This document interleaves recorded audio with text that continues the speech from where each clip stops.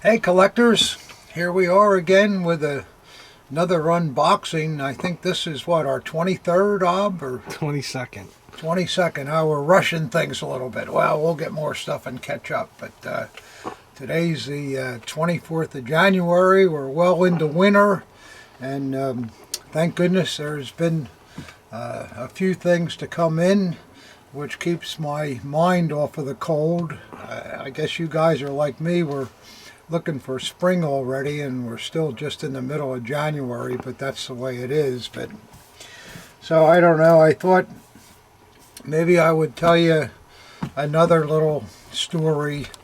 I know that sometimes I maybe repeat the stories, and I guess that's a sign of old age. You've all heard your grandfather tell the same stories over and over again, so if I said this one before, I'm sorry, but we'll put you through it again. And I wanted to talk about some adventures with my late best friend Bill Lorette.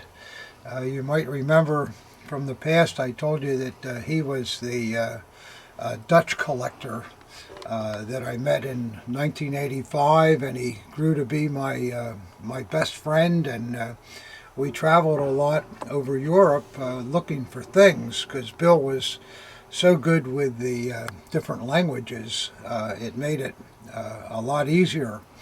But Bill being a Dutchman, and I know with my customers, I have several Dutch customers, and every time they call, I kind of think, oh boy, the first thing he's going to do is ask for a cheaper price, and without exception, you always have that. The Dutch, for some reason, think that the price that we put on the items that we sell, we're just kidding, because they'll offer me, half, and then I'll say, no, I want what I'm asking, and then they'll go up to 3/4, and you go around and around and around, and a lot of the Dutch will they'll fight over $5 or $10 in postage even. So Bill was very much like that too. It was hard to get him to spend $3 or $4 on a half a gallon of ice cream. Yet he thought nothing of spending $5,000 or $10,000 on a dagger. In fact, he wouldn't even ask for a better price. So it just shows where priorities are. And I remember with Bill too, when you guys all remember when what do you call it, when they serve salad bars in this country. Sorry, when that first started, which was kind of, I guess, back in the late '80s, and I took Bill to a salad bar, and boy, he dug in all over the place, went back 3 or 4 times, stole some of the cheese out of the last bowl when nobody wasn't looking, and then I think he stole about 30 packs of the NutraSweet sweetener also. And he told me, he says, you know, Whitman, he says, you could never have a salad bar in Holland. And I says, why is that, Bill? He says, because they would just come in the first day and completely clean you out. They'd all have bags in their pants and all that, and you just couldn't be done. And another thing that he could never understand in this country, you know how we have those 4-way stop signs. And when all 4 people come, they stop, and you yield to the person to your right, and everybody gets going. I said, well, why couldn't they have one of those in Holland, Bill? He says, because there'd be nothing but a mass collision. Everybody would just run into each other because there would be no courtesy shown. But anyhow, with Bill, with his kind of cheap attitude about things, we went to Vienna, and of course Vienna is a lovely city, and you can stay in places that cost $1,000 a night, which of course was not on our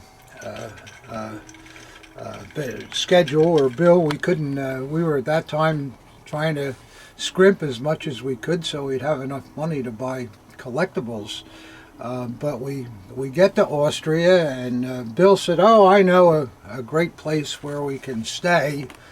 And you guys remember the motels in this country back in the 60s and 70s, 1995 a night. You remember those guys? You get in there and get into bed, and your toenail would go through the sheet because it had been used a million times.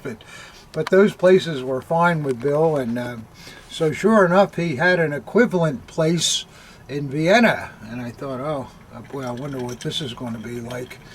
And of course, it was a real old hotel, and we check in, and we wind up on the third floor, which there was no elevator. You had to walk all the way up there, and you get into the room, and there's a bed there, and there was a sink, a little old-fashioned sink. It looked like it was about 60 or 70 years old, that was screwed to the wall. And I'm looking around for the bathroom, and I said, "Bill, where's the bathroom?"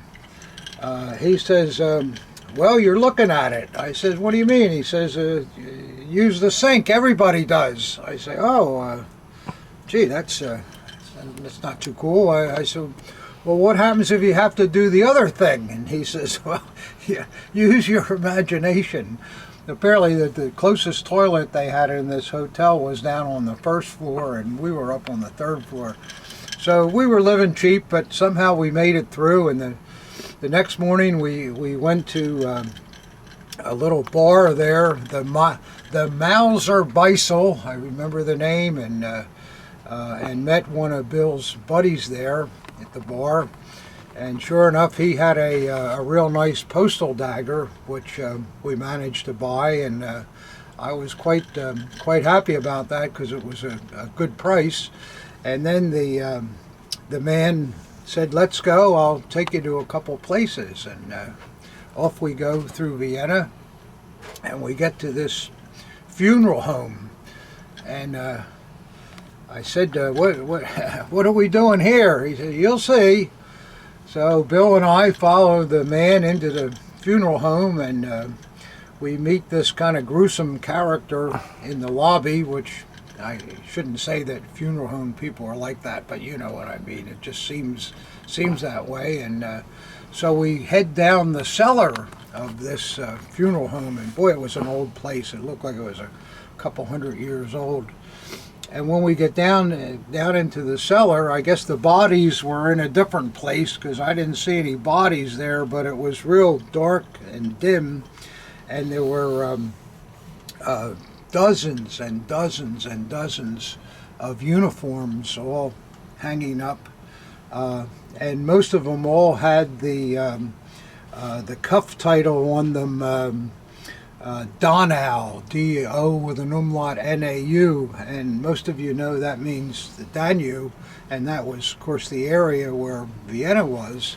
And this man was the son of the owner, and apparently whenever anybody passed away in the region, they would ask if he was in the SA or the Army or SS or whatever.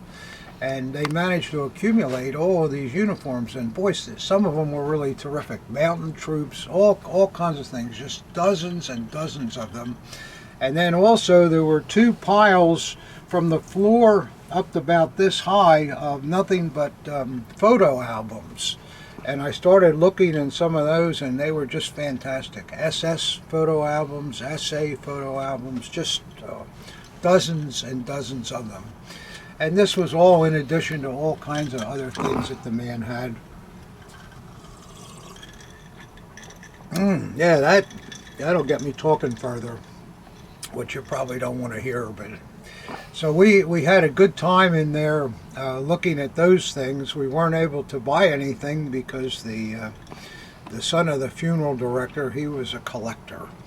So then from there we went to another place in Vienna, and it was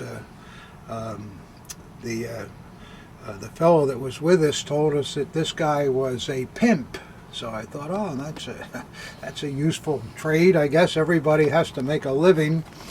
So we go in, and it just it was almost shocking.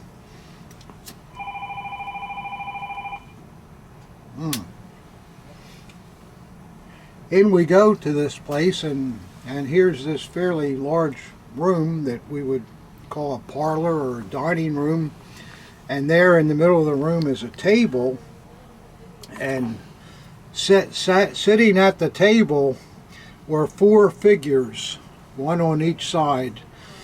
Hitler was there, Goering was there, Himmler was there, and Goebbels was there, all in complete dress.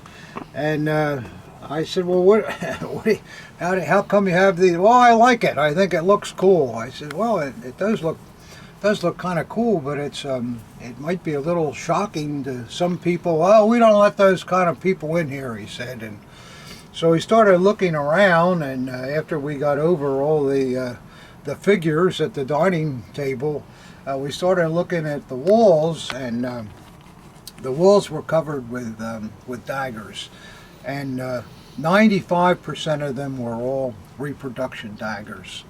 And I looked at all of them, and I'm going around, and oh boy, what a shame. There's so much stuff here. It's too bad nothing's any good. And then, whoop, what's this? And there, hanging on the wall, and not too obvious of a place, was a Feldherrnhalle officer dagger with a set of straps. And I looked at the dagger and the straps, and they absolutely were original. And boy, I was thinking, wow, this is really something. I wonder if he would sell these. And so I asked him, Bill asked him, because Bill spoke the language, and he said he would sell them, and he wanted $25,000. Well, we're talking back in the 90s now, and I had already spent most of my money on that postal dagger I bought earlier in the day, so I started thinking, wow, what a beautiful thing. And I don't have $25,000. Bill, you got $25,000? Bill said no. So we begrudgingly left the dagger and the hangers on the wall. But the story does not end there, because about 15 years ago, 12 years ago, Bill decided that he was going to sell his dagger collection, and he brought everything over to my house from, he was living in England at the time, and there in the collection is that Feldherrnhalle dagger with straps. And I near fell over. I said, Bill, that looks like the dagger that we saw in Austria. And he said, well, he said, I hate to tell you, Tom, but after I got home, I couldn't sleep, and I went back to the man's house and bought the dagger 2 weeks later. And I said, well, how come you never told me? He says, well, because you would have wanted it. And I said, well, and then I thought about it, and I thought, well, we as collectors, I guess we know what something like that is like when there's a edged weapon that is a once-in-a-lifetime find. It would keep me awake too. And I forgave Bill for that, although it still kind of annoys me a little with our friendship that he would do that. But anyhow, so that's how life can be. So now we'll get on to the unboxing. Enough of my talking. Okay, collectors, we're going to start the unboxing. I have a number of boxes that came in during the last week, and also Robbie and I were able to make a little trip, and we did secure a pretty good size collection, and I'll show you some of those pieces also. I can't show it all to you because there's too many, but I'll show you some of them. So we'll start with a few boxes to unbox first, and have a drink first. Yeah, that's a good start. Alright, so we got one. First one, here's a little one. Let's see what this is.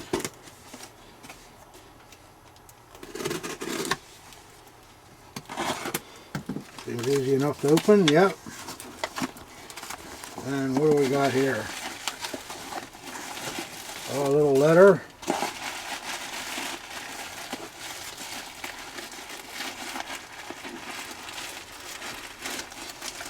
And it looks like we've got a naval belt.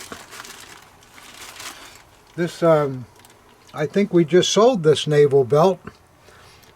So I guess there's something about it that the guy didn't like because he returned it. So we'll read the letter and see. But this is a nice thing, so it won't be any problem. I'm sure someone else will want it. Alright, that's the first box. Not that exciting. Let's see what we got here.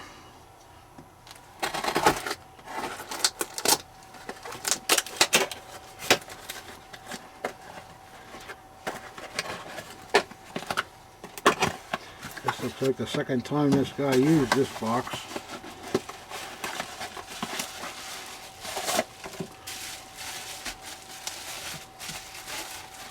Let's see.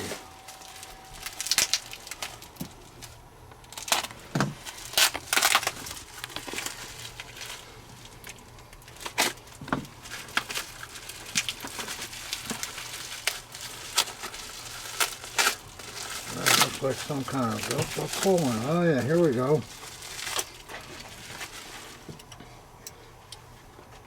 Yeah, well, this is a nice thing, collectors. Just about in full mint condition. I believe that's a DLV enlisted man's buckle. It's really a really beautiful condition with the raised eagle and the pebbling in the back and the reverse of it. So I like that. And this is a Norvik shield. You know, the sleeve shields that they wore?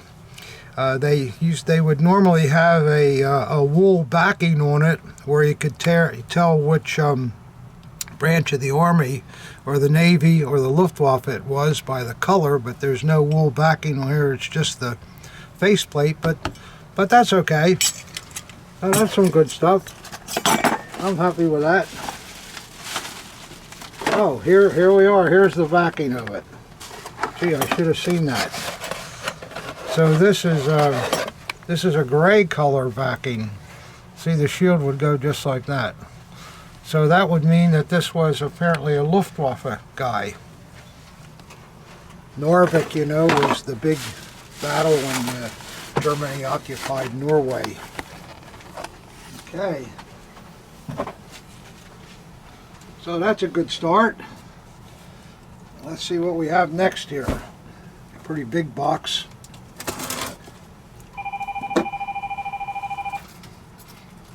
Wow.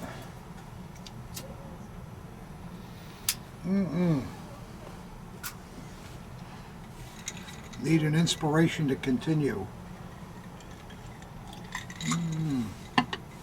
Yeah, that's good. Okay. See what we have here.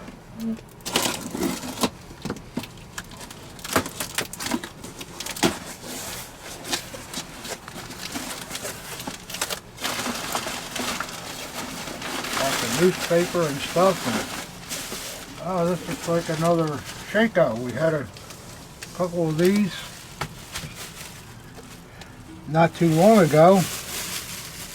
And it looks like maybe that's what this is too. We'll see what this one looks like.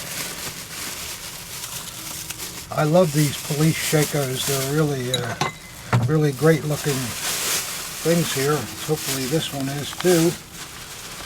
Here's a little letter. How about my check? Let's see here. Wow. Boy, this is really... wow. Yeah, look at that baby, collectors. This is the rural type. It's got the green felt and the brown patent leather with the cockade and the leather chin strap, and the brim is really nice. Yeah, that's a nice police eagle. And boy, look at the inside there. The liner is just about mint. The original drawstring. a maker mark there, along with the 58 size. So that's certainly a nice nice helmet there.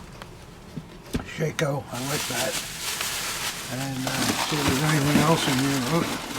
Oh yeah, here's something else. There we go. Let's see what we got here.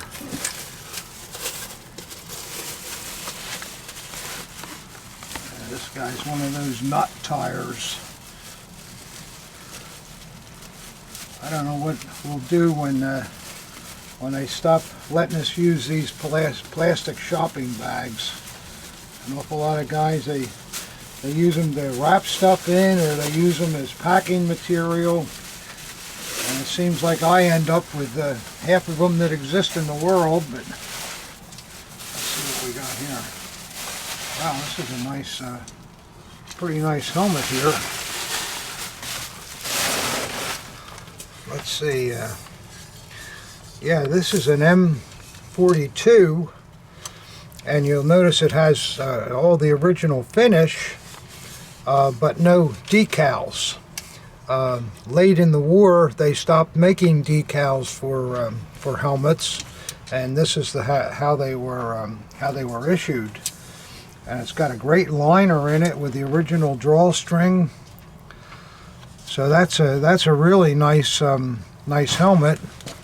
I just hope that the person that buys it doesn't have in mind putting a decal on it, because that would be wrong, and that seems to happen a lot. Okay guys, here we go again. Prost. Let's see what this man sent us. This looks like an Amazon box. With Amazon being so busy, we're starting to see a lot of recycled Amazon boxes come in here, but that's okay, as long as they don't have something from Amazon in them. I don't want to open it up and find another pair of socks or something, you know. So, well, let's see what we got here. Well, it's not another pair of socks, so that's good. And I'll guarantee you Amazon never sold this piece. Oh yeah, it's a nice first model Luftwaffe. It's a kind of a later example. The leather is still pretty good. The scabbard leather is still perfect. It's starting to turn color a little bit. It's not the blue that it was when it was original, and these are the pot metal type fittings that you see later on.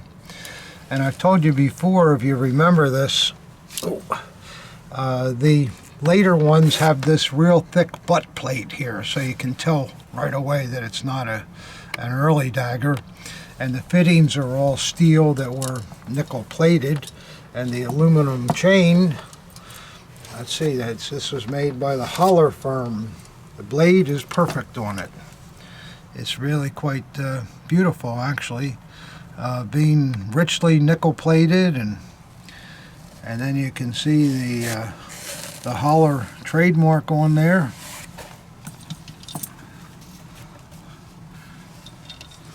Yeah, so that's not a bad thing. I see one thing here that's a little disturbing, but not the end of the world. The little link here that held the ring to the snap clip is broken. The ring's still there, and somebody tied a little rope there to keep it together, but that's okay. Things happen over the years, you guys know that. So that's an easy fix. So that's not a bad piece there. Can't retire on it, of course, but it's not too bad. Alright, let's see what we got next here. This is kind of lightweight.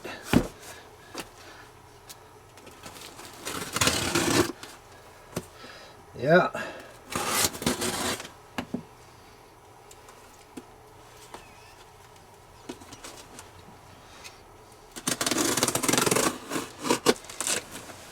Yep. Don't mean to keep you in suspense. I just want to have another sip.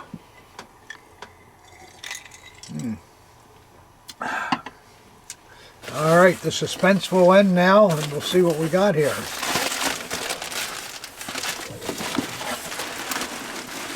Well, whatever it is, it's all packed pretty well here. Let's see what we got here. Another knot tire. See, this is a nice way to pack things. Look at this. You know, you had this paper in here to begin with, then this bag, and then inside of the bag, it looks like we got more things here. But at least you know it's going to be safe when it gets knocked around by the post office or UPS.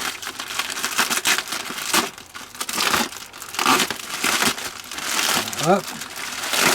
It looks like we have further bags here. Well, this man was not taking any chances. So there's cigar boxes. Well, I like cigar boxes, especially if there's cigars in them, but I don't think these are going to be cigars, but we shall see. See, with this kind of packing, nothing can ever go wrong with things. And here's a little letter, which I appreciate. And I will read that. Well, we have even more here. Yeah, see, now this man obviously really cares about what he's doing here. And what do we have here? A gourget.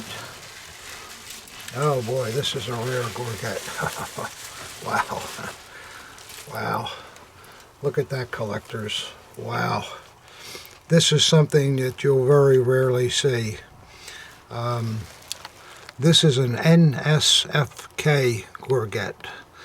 And let me tell you, there weren't very many standard bearers in the NSKK. Complete with the chain, and the backing is in good condition. Let me see the back. RZM? Green felt.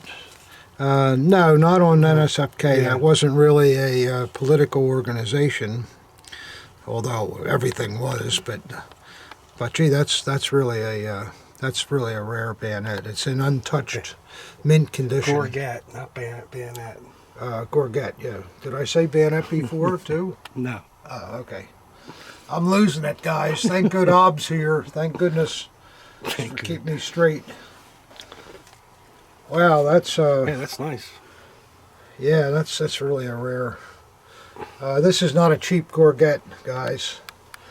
Hot and heavy gourgets lately, huh? Yeah, wow. Well, that's really a good thing. I like that a lot. And let's see what's in the other box. It's tough to top that. Yeah, it's tough to top that. That's a really rare gourget.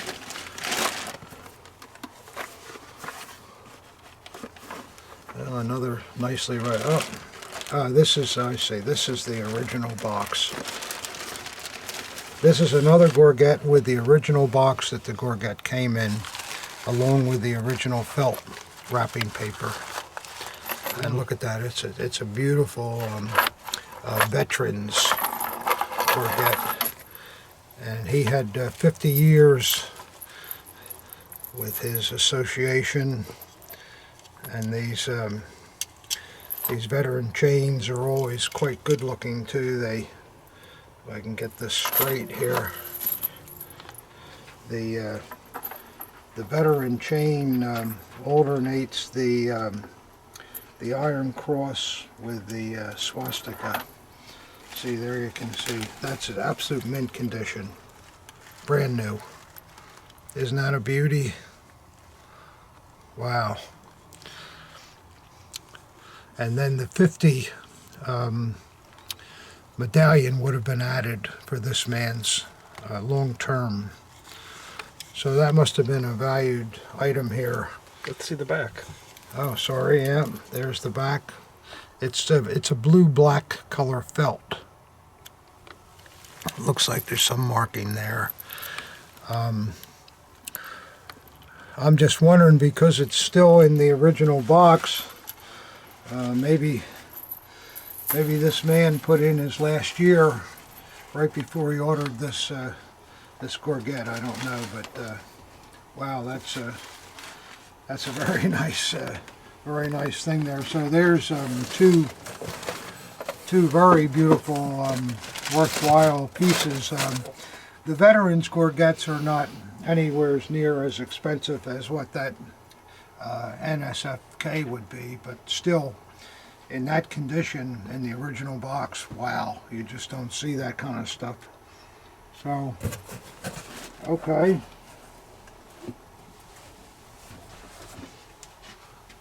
We'll move to the next thing. And thank you, sir, for the good wrapping job too. I really appreciate that. That was one of the best wrap packages I've seen in a long time. Let's see what we got here. Here's a typical priority mail thing, and somehow I lost my box cutter. Well, here's a razor blade. I'll have to do the best I can with that, I guess.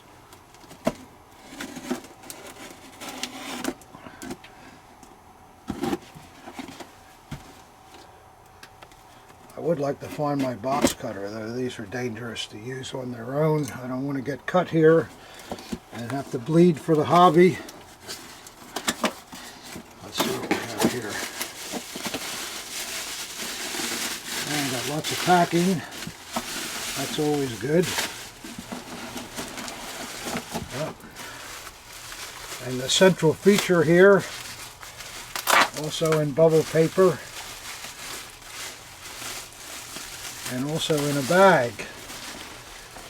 Wow, this is certainly feels like a dagger, guys. Let's see what we got here. Ah, yes. You're going to like this.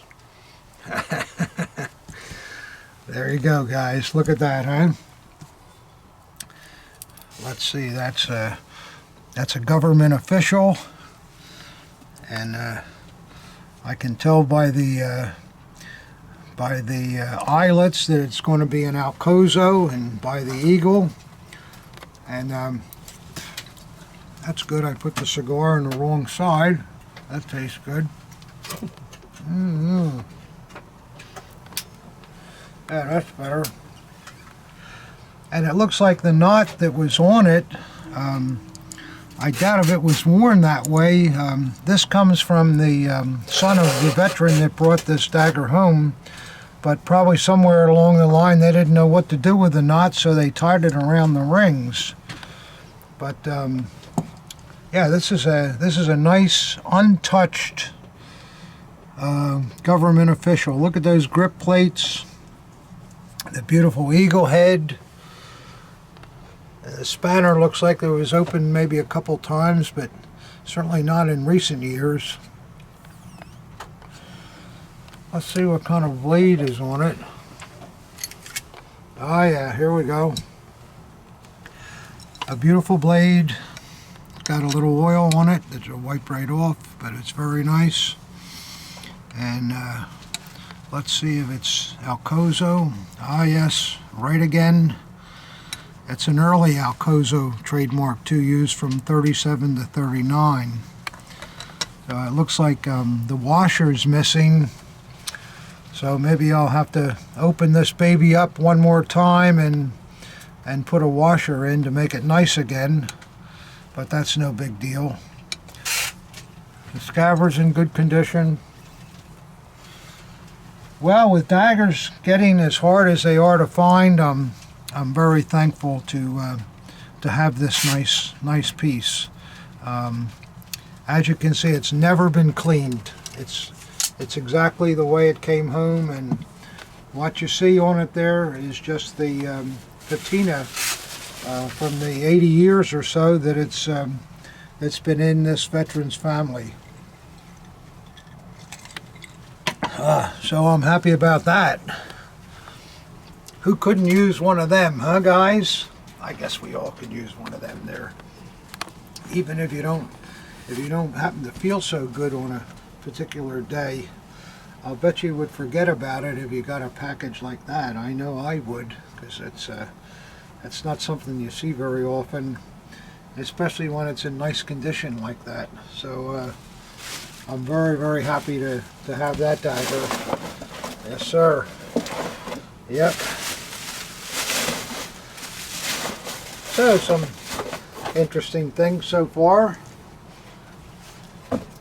Let's see what we got else here. There's a kind of a oh man, this is heavy. What the heck did I do with that box cutter? Here it is. I couldn't open this with just that razor blade.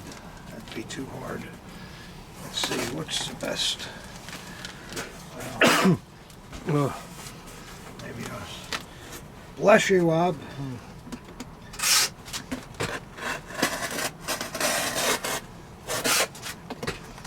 Let's see what we got here. Boy, this thing is heavy.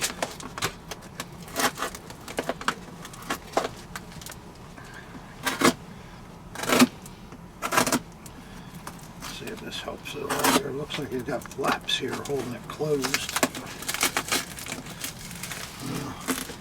Take more than that to get it open, but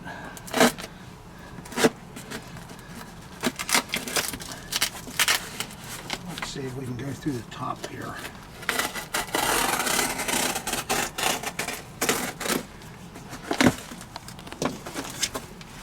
Yeah, here we go. Oh man, that's heavy. Let's try opening this edge too. Whatever's in here, it's so heavy we're not going to hurt it, you can be sure of that.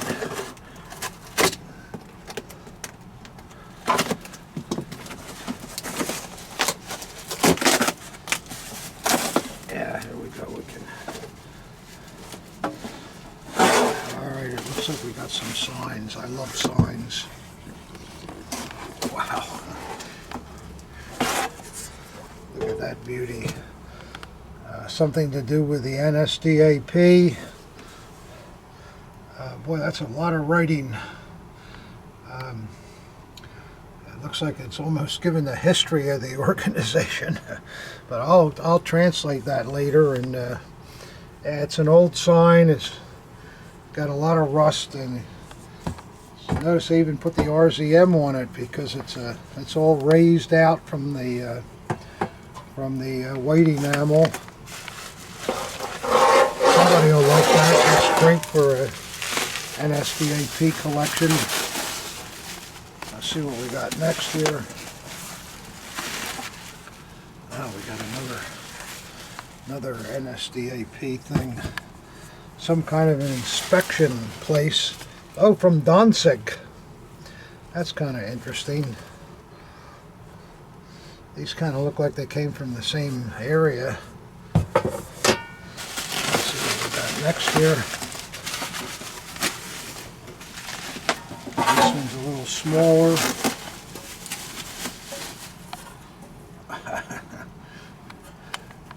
It looks like a police Landwacht. I guess it was a police office or something. Got a little damage here in the center, but it's not too bad. I like the black background with the white. This is also all raised out. Yeah, that would be a nice thing with a police collection, huh, guys? That's kind of cool. Oh, looks like there's one more in here. This is a real big one. Looks like it's been through hell here on the back. There's plaster all over it and all kind of stuff. And let's see what the front looks like. Oh, man. Wow. Look at this. Wow, Panzer Regiment 15. And this must have been their logo. I'll have to look this up. I'm sure some of you guys might even know what this stands for, but it looks like a really good thing here that they bent the hell out of it when they took it off, but it should be all right. Wow, that's a cool one. Boy, for you guys that collect Panzer stuff, that must have been the office of this regiment that used that sign. Boy, I like that. So that's some interesting stuff.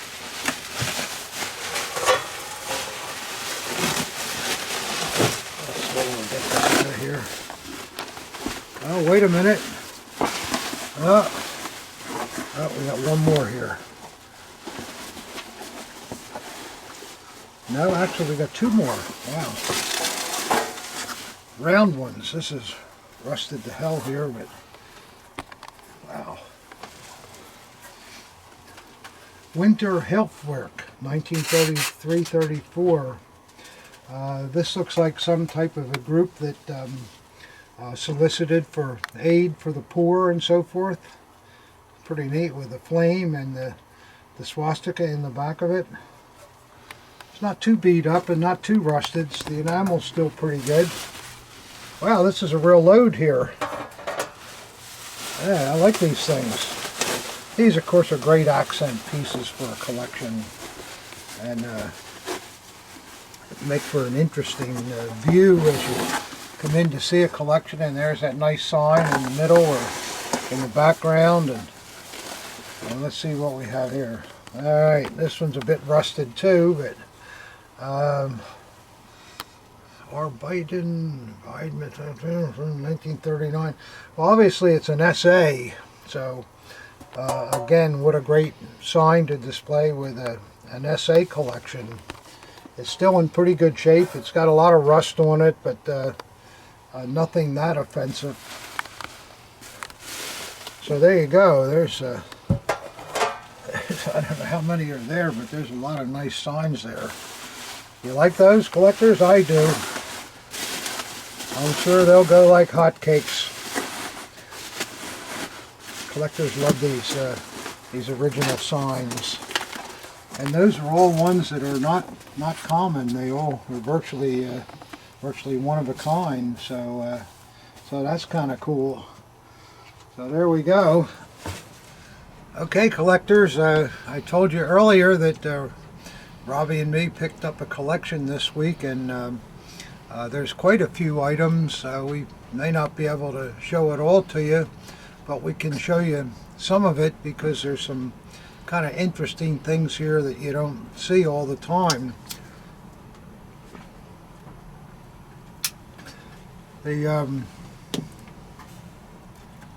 The collector is someone that I dealt with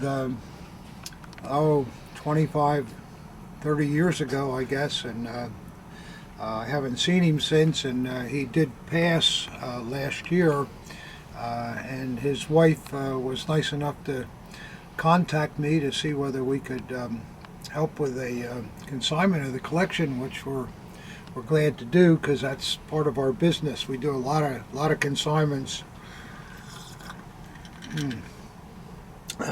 So I'll show you this first group of things.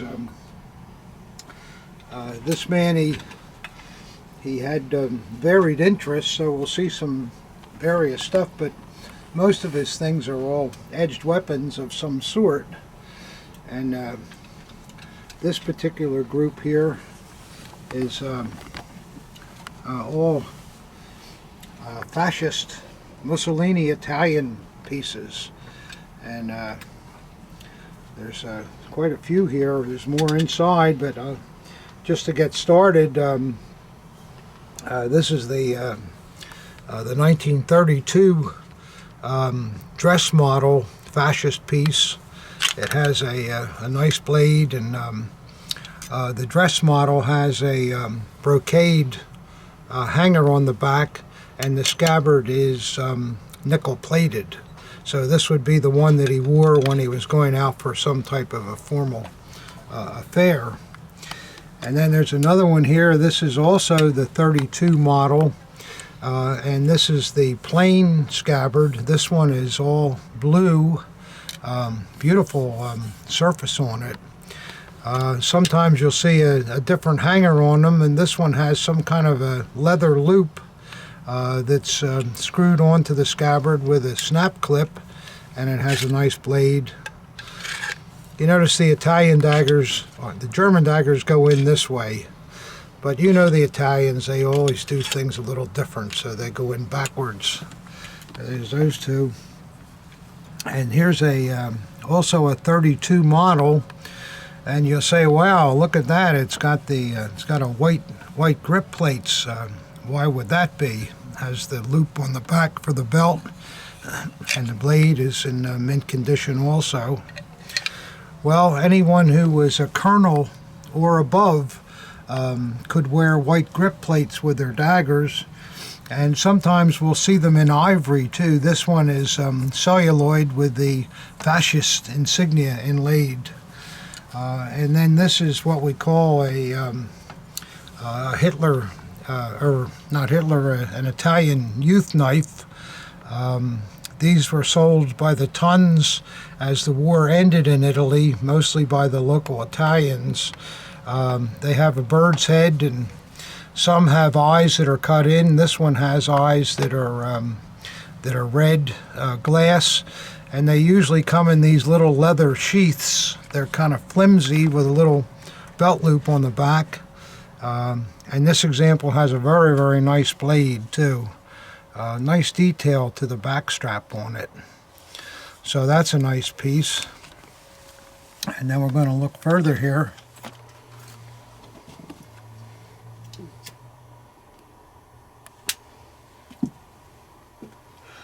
Okay, we'll show you some other Italian pieces that are also with this collection. This is the model 1937, and they had a chain hanger, but the chain is missing from this one, but the scabbard paint's not too bad, and the blade is still mint. And let's see what else is in here. And here's another example, the same type with no chain, but the rest of it's all in nice condition. Once in a while we see these chains become available, so there's always a chance you could find one. And this one here is the 1937 model, and this one has the chain. You can see they have links with an M for Mussolini and the Italian eagle at the top. And this one has the original knot on it. It's a nice gold bullion knot with black inside of it. And I think the blade is, yeah, the blade is good on this one too. And then lastly, this is what we call the poignard. These were bayonets that were made in 1925 model, and they're quite nice. This one is in really good condition. It has an all nickel hilt, has a serial number on the crossguard here, and then the MVSM marking for the fascist party. And then they always have a four-sided blade. From what I've read, these blades stem from World War I. They were on bayonets, and the Italians reused them to make these 1925 models. So that's a pretty nice assembly of Italian daggers. And I'll just show you one thing with this. The collector also had some related insignia, different things here. This is an anti-Italian ashtray with Mussolini on it. Let's see what it says. Jam your cigarette butts on this vulture. There you go. And that's an interesting item. A match safe with a Volkswagen insignia on it. I've never seen that before. But anyhow, that's that. Okay, here's the next batch of things from this collector. These items may be more familiar to you. Here's a beautiful Red Cross piece. It's just about in flat out mint condition. I don't see how they really get much better. The screw on the top may have been opened once, but it looks really good compared to most of them that you see. And it has a wonderful mint blade. It's really a nice, very nice dagger there.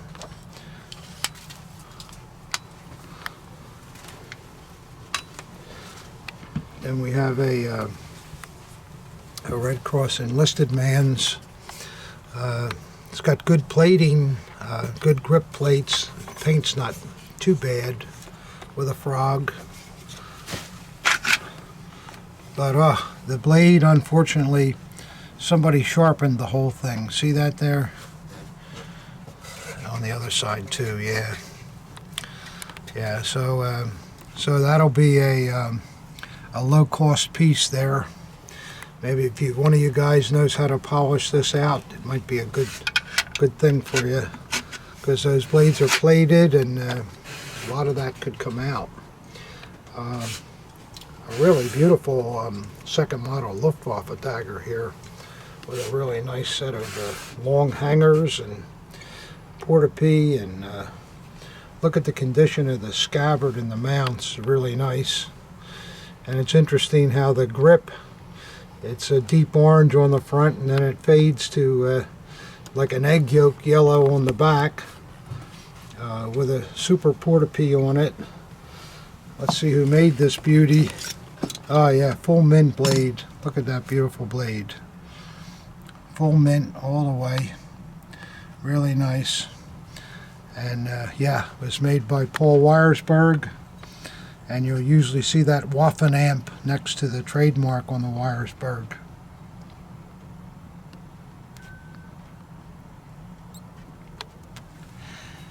So that's a nice thing, especially complete with all the accoutrements. And then an Army. It's a decent dagger on the this side of it. Unfortunately, the grip has a crack that runs, so that's not a too good of a thing. But and another crack over here too. So this dagger could use a new grip, but it'll be priced accordingly. And it has a sensational blade on it, so it's maybe worth looking for a new grip. The blade is unmarked, but still a nice Army dagger. See how it's toned around where the crossguard covered the silvering on the scabbard. That's a lot of years to do that. And then there's a nice set of mint straps. I'll probably sell these separately. They're really in fine shape. The brocade is still stiff. Look at that. Yeah, they're probably unissued. They're really nice. And let's see what we got in here. Oh yeah, I like this dagger. It's an NSKK, but look at that grip. Isn't that beautiful? With that burl grain in it, and nice nickel fittings, nickel eagle. Let's see, the other side is great too. Look how nice the grip fits too. It's really beautiful. It's got an SA Grupa there, and it's interesting too. You guys know the SA was ordered to paint their anodized scabbards in 1936, which this guy did, but you can see the anodizing underneath. This is the original paint that was on it. You see that anodizing coming through there? You can see it down in here. Let's see what kind of blade it has. Oh, yeah, you can't beat that. Look at that blade. Oh, that is really that real dark motto, and that's a nice blade. And Oh wow, that's right. Yeah, this is really a rare maker. Gebruder Bohm Knock Flach something from Boderod. That's a tough one to find, and that blade is in mint condition. So a dagger like this it's got a lot for it, going for it. It's got a mint blade. The grip is sensational, and for you guys that really like to be able to study the history of a dagger, this original black paint over the anodizing really talks to you. So I like that piece a lot. Let's see what next we have. Oh, we got a nice RLB officer here. This is an early one. The mounts are all solid nickel. The leather is perfect on the scabbard and very perfect on the grip. It's got the button with the second style officer. The enamel looks like it might have been touched up a little bit, but it's not too bad. And we'll look at the back side, and oh, that's right, yeah. This dagger has been personalized by the original owner. It looks like his name was A.H.L. All? I don't know how you pronounce that. How you pronounce that, Ob? No idea? Well, let's see what the blade looks like. Ah, yeah, a mint, absolute mint blade. Beautiful. Got a little oil on it, that's it.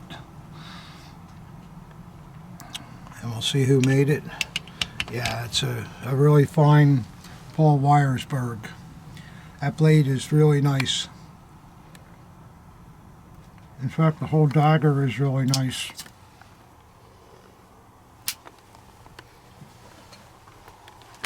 You know, to find an early RLB officer like that with nickel fittings throughout, that's a nice thing. I like that a lot. That deserves a drink. I deserve a drink. Okay.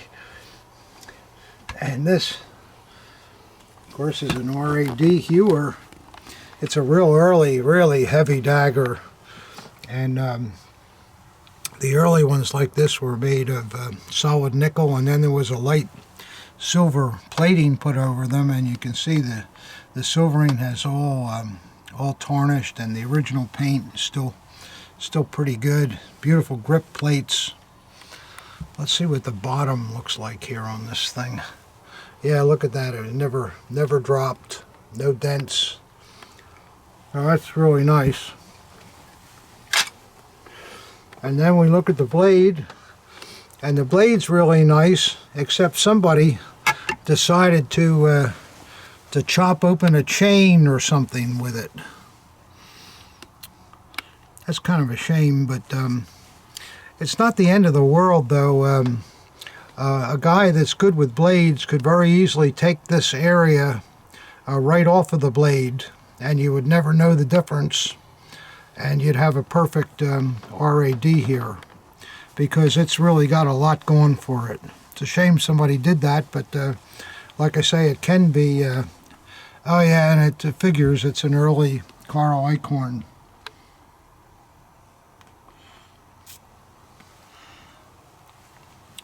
So that's something that, for the right guy, you could really have a fine piece here, and it'll be priced accordingly. So we'll take a break, and I'll show the next batch. Okay, we got a few more daggers to show you, and then I'm going to show you some miniatures that were in this man's collection, a lot of them, so stay tuned here. Let's see what we got that's... we'll do the navy first. This is a nice naval dagger. Got a little ding there, but good gild, and I notice it doesn't seem to have a butt plate, but it seems as though it may have been made that way because the release button is a little different than normal, and there's kind of a large washer there. But still, it's a nice grip, good fittings, and then just a great blade. It's a rarely seen stamped Clement and Young. Clement and Young used that shield device with a crown over it and a Z. And but if you didn't know that, you can turn it over, and it's stamped Clement and Young on the ricasso on the back. So that's a pretty nice naval dagger. I like that. Not bad at all. And let's see what we got here. This looks like a nice SA dagger. Good clean piece, nice anodizing, nice grip, beautiful fit. Cross guards are good, and it has the early hanger. The clip is on backwards, but some guys wore them that way. They preferred that. It's probably easier to put the belt clip on. And on the reverse, it's also in nice condition with a, what is that, a NS Grupa. And let's see what the blade looks like. Yep, there you go. Nice blade. Nice and bright. All the cross grain. And let's see who the maker was on this one. Ah. You see, there doesn't seem to be any maker, except if you look real close, you see GEN there, the end of Soligan. So what this is, collectors, this is a ground room that was probably factory done, because the back of the blade has been regrained. It's in perfect factory type graining. Why they took the name off, I don't know. Maybe the SA man sent it back to another factory that didn't make the dagger, and they thought, well, as long as we're redoing the back, we'll get this other competitor off. I don't know.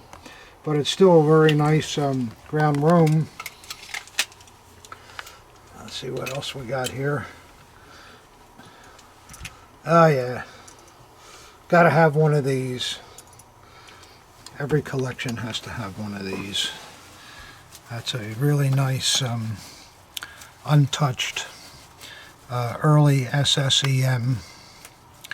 It's got a vertical hanger on it. Beautiful, perfect grip. Anodizing is really nice, showing hardly any wear. Good nickel grip eagle and SS runes button.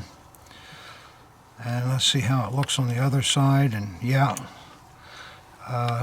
good vertical. That vertical's original to the piece. And again, a good anodized scabbard. And it's interesting, it's got the early nickel snap clip that you want to see. And it has a belt loop, but the original wearer, he must have had some other attachment that he wanted to use to hang his dagger, because there's like a key ring put here, and you can see it's original to the piece because the leather is all curved from the weight of it. That's the way it was worn. And let's see who made this beauty. Well, there you go. It's got an absolute mint blade with a real dark motto. All the cross grain. Yeah, it's really a nice blade. Yeah. And of course, Boker with the #1 district. Yeah, that's a really really nice early dagger. That's the kind that everybody wants, and probably be 50 million people calling me for that, but we'll see what happens. And then lastly, which is kind of a shame, and I'm sure this collector never knew it, but at first glance you say, oh, this is a late SS. Well, if you look at it, the grip doesn't fit nicely on either the crossguard or the top, although you do see that on RCMs, but not like that. And also it has a zinc eagle in the grip. Well, the grip's real, but you wonder why it would have a zinc eagle unless this thing was made in 1941 or something. But we'll look at the blade in a minute, and we'll see that it was not. And the scabbard is pretty nice, except you'll notice that the crossguard and the throat do not match up very well, and that's not normally a good sign. The same on the reverse, they don't match up well.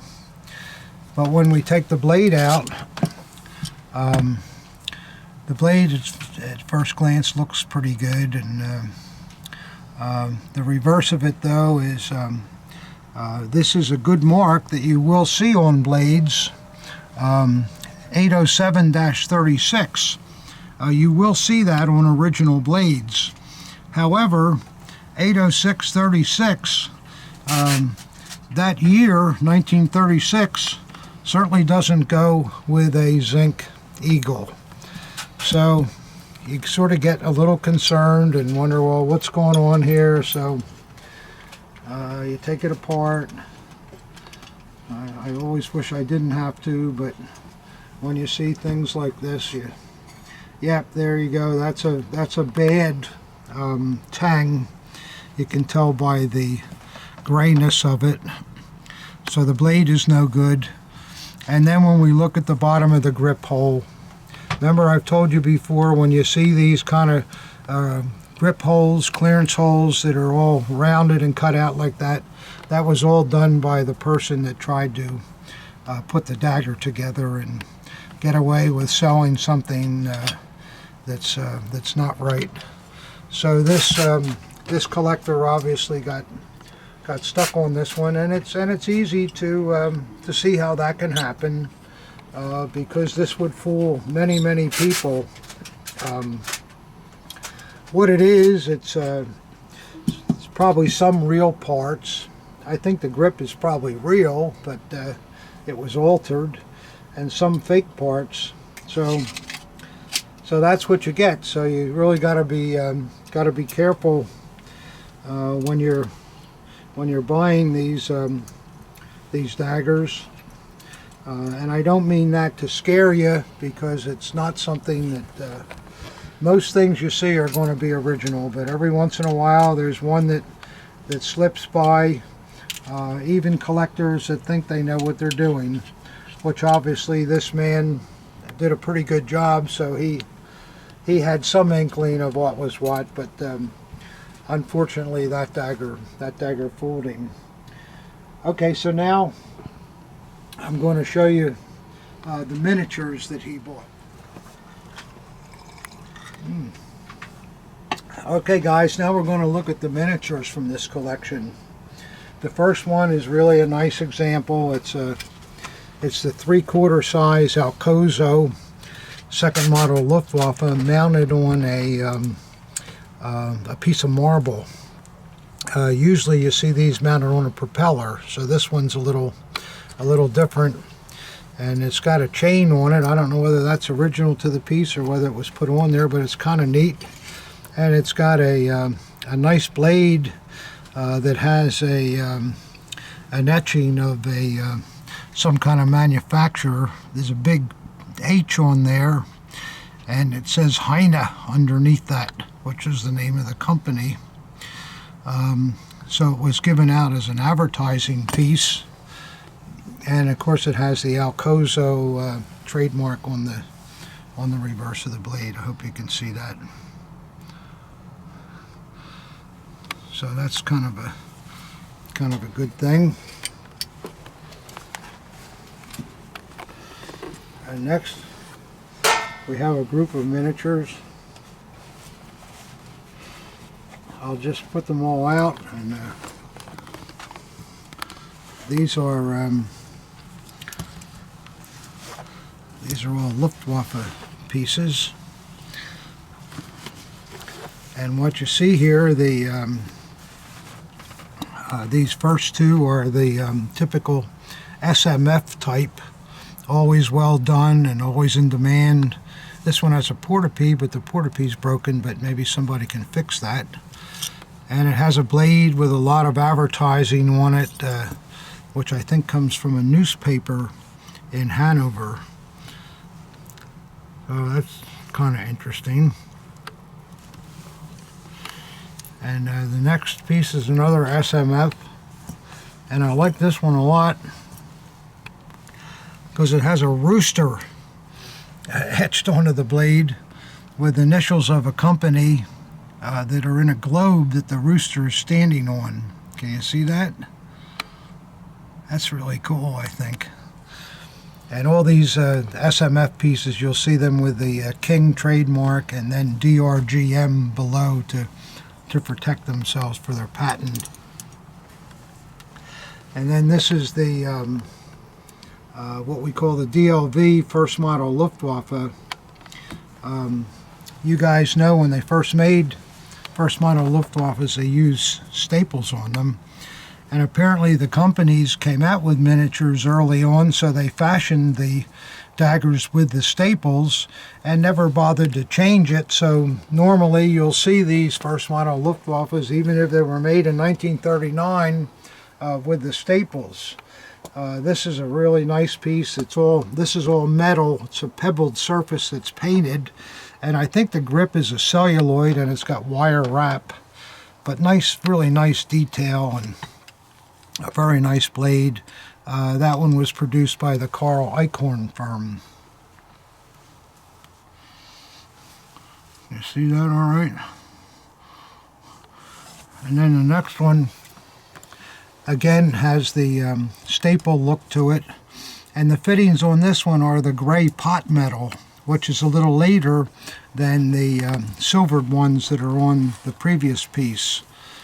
And this piece was made by Horster. You can see the big Horster oval. And then this next piece is a miniature of a Luftwaffe sword. See, it's got the two rings on it where the crescent hanger would have went. And the grip is actually leather on this with double wrap even. That's pretty hard with something this small. And good detail to the fittings. Leather covered metal scabbard, whereas these are painted type. And it's in good condition. There's a little piece of leather missing down here, but it's not too bad. And these were made by Alcozo. This one is not marked, but it is Alcozo. And it does have a yeah, I think it's some kind of an ad on there from a company from Stuttgart. Remember, these pieces were bought by a lot of companies that use them as giveaways to their customers. You know, they give it to the salesman, and he'd flip one of these to his best customer and say, "Merry Christmas." All right, this next group here, the first piece, it's a hunting cutlass, but this is a reproduction. And you should know, I've told you before, when you see stag grips that are trimmed like this, that is not something they would do during the period. So it was made up to fool somebody, and apparently it did fool this collector. It's a shame, but and it does have a really nice etched blade on it. But the grip tells a story. It just is not original. And there's no maker mark on it. Nice etch on the reverse too. So don't buy one like that, okay guys? Take my word for it. Not a good investment. And the next piece, this is a good one. This is a National Hunting Association. It's produced by Horster, I believe. The parts on these are all metal. The grip is painted brown, and it has a simulated stag, and it's got the hunting insignia built into the cast, and a nice original portopee is nice. And the leather is not leather, it's pebbled steel that's just painted green. And then you'll see on the back they had hunting scenes on them with that Horster trademark. So that's a good piece, and I like the way the silvering is all toned on it. It's very good. Now the next piece is a rare piece. This is the made by Alcozo, the deluxe hunting cutlass. The parts are all silver. The scabbard is real leather, and the grip is real stag. And the detail is just as good as the large counterpart. Even the stag in the bottom mount, and they have etched hunting scene blades also. Alcozo was the only one to make this kind of a miniature. There's a little age in the ricasso, but you can see the Alcozo trademark there, along with the etched blade. So that's a pretty rare miniature and very, very desirable. So this next piece is rare also.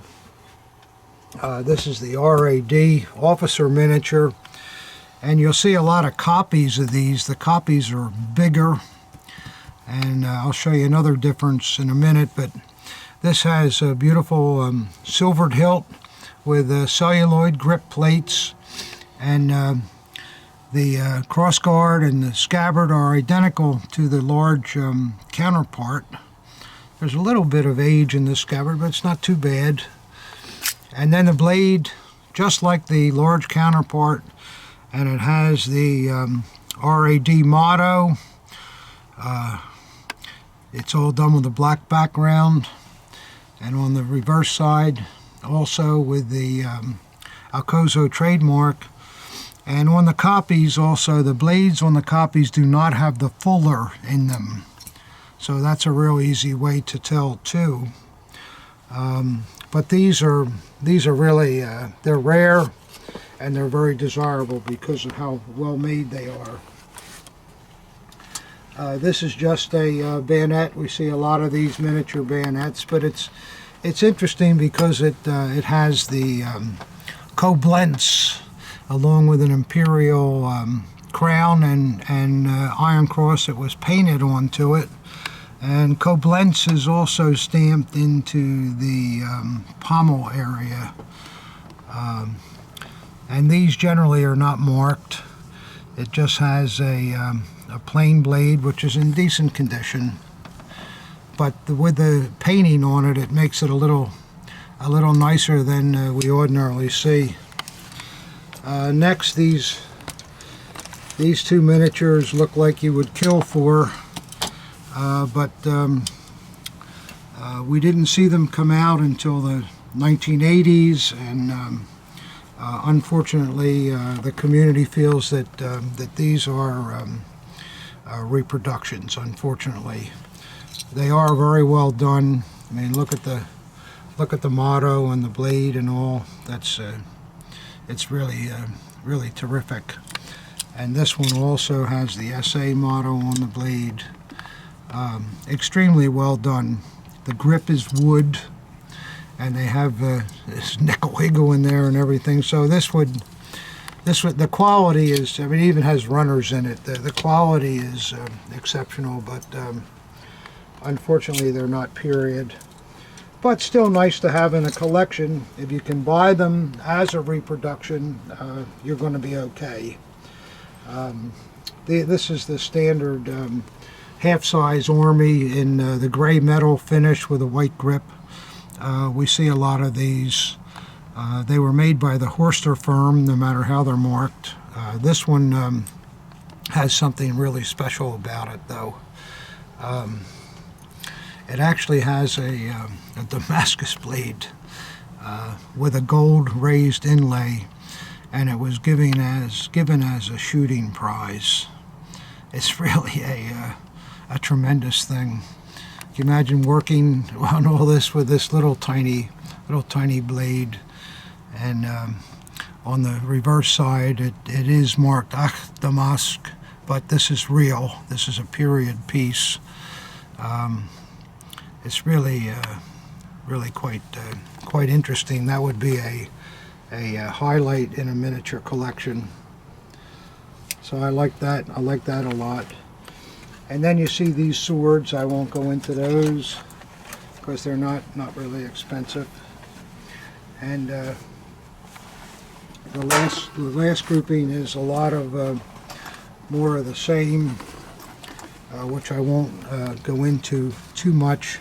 You have armies. This is the Alcozo 3/4 size. I mean, that's a real prize. Alcozo made the best miniatures by far. Beautiful blade on it, Alcozo marked. And this is the same thing in the second Luft, the larger Alcozo type. Nice piece. A little jammed up here. There we go.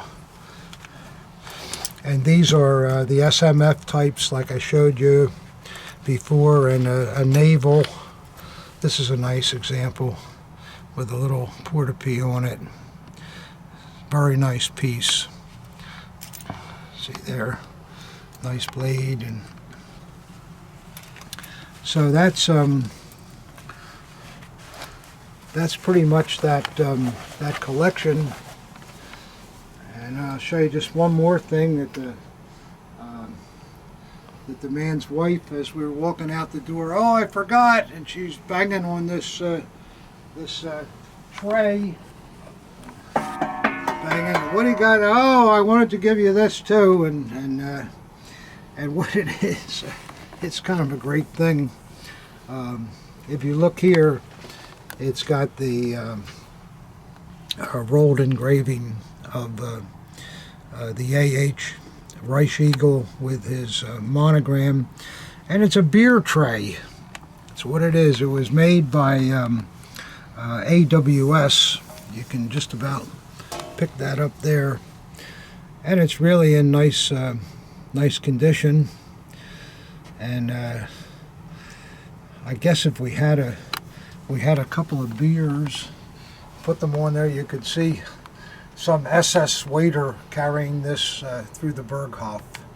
But so that's a pretty nice thing. So with that, that's about all I have to show you with the unboxing this time. There was nothing really rare, but I think there was a lot of interesting items and a lot of things that many of you would like to have for your collections. So I hope you enjoyed it, and we'll see you next time. Thanks a lot.